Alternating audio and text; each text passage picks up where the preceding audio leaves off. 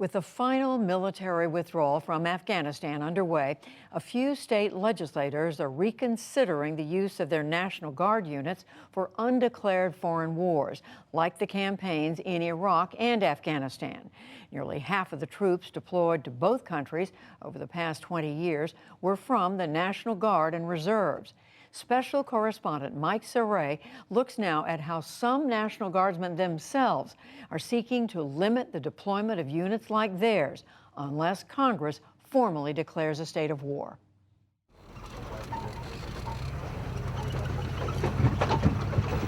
If they're waving at you, they're not holding a gun.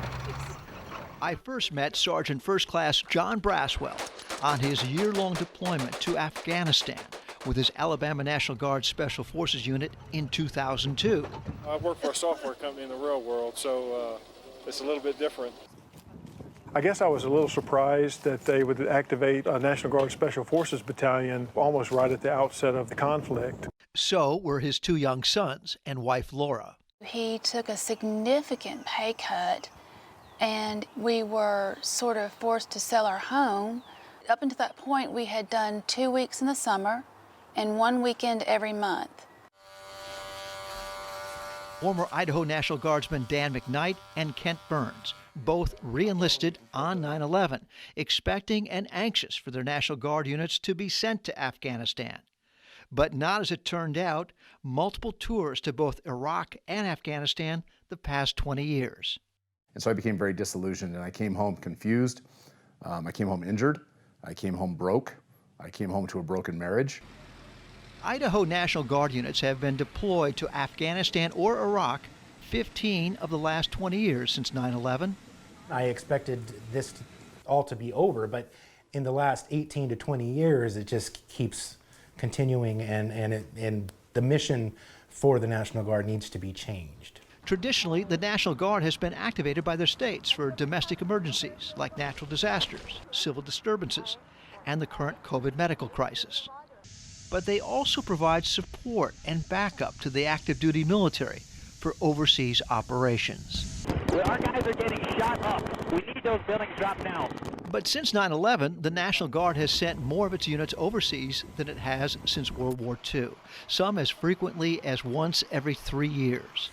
In 2005, over half of the troops serving in Iraq were from the National Guard, according to the National Guard Bureau and its operations director, Brigadier General Nick Dusich. In the past 20 years, the major transition has been from a strategic reserve to a combat, operationally focused reserve capability. The federal government pays the cost to recruit, train, and equip the state's National Guards. Their commanders-in-chiefs, the state governors, are obligated to make them available in the cases of national security threats.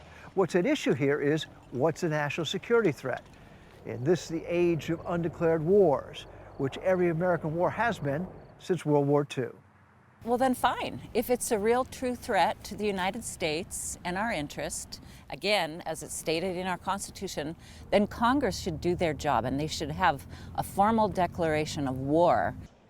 Idaho Lieutenant Governor Janice McGeehan supports legislative initiatives to restrict the use of a state's National Guard in undeclared wars, which she believes are not included in Article 1 of the Constitution, allowing federal use of state militias for executing the laws of the nation, suppressing insurrections, and repelling invasions. It should be difficult to take our state militias and our active duty military into war.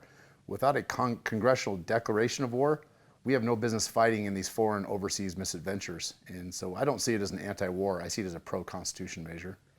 McKnight, both a former Marine and Army veteran, launched the Defend the Guard initiative with other veterans and politicians from both parties to limit foreign deployments of National Guard troops only to wars formally declared by Congress.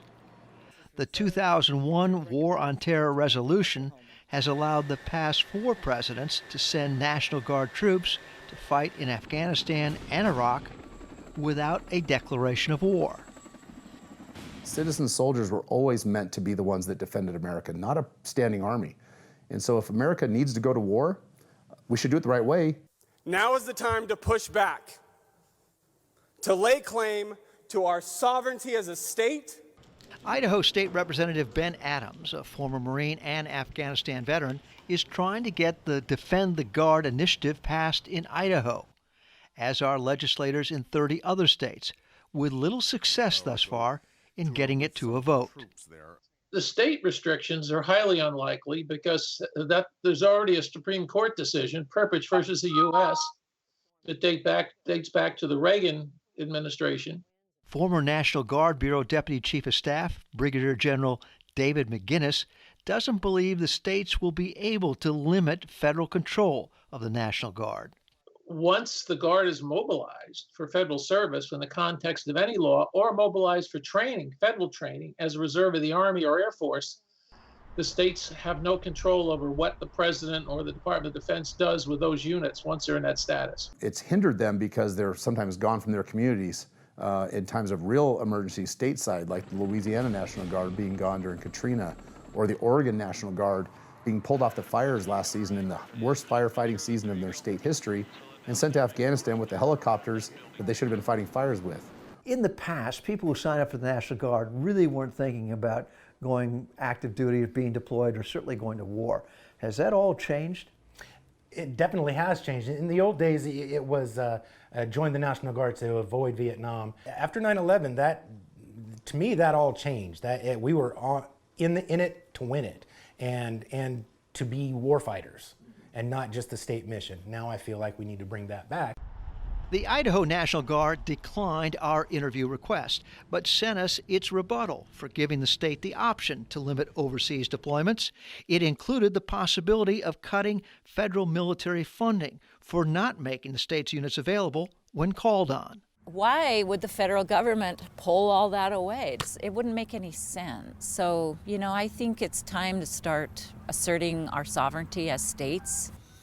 Governor Brad Little, Commander-in-Chief of Idaho's National Guard, disagrees. He's not willing to risk the loss of over $200 million a year of funding from the National Guard, the state's fourth largest employer. And we're not crying for mercy here. We're not asking that the National Guard be released from this obligation. We're just simply asking that they do it the right way. The President has enough active force, if they're properly organized, to react initially to any situation. And that would give him time to talk to the congressional leaders and get an authorization from Congress.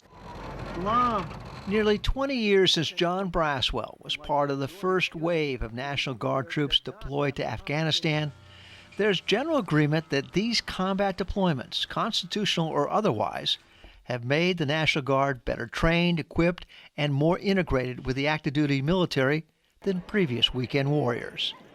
For the PBS NewsHour, this is Mike Saray in Boise, Idaho.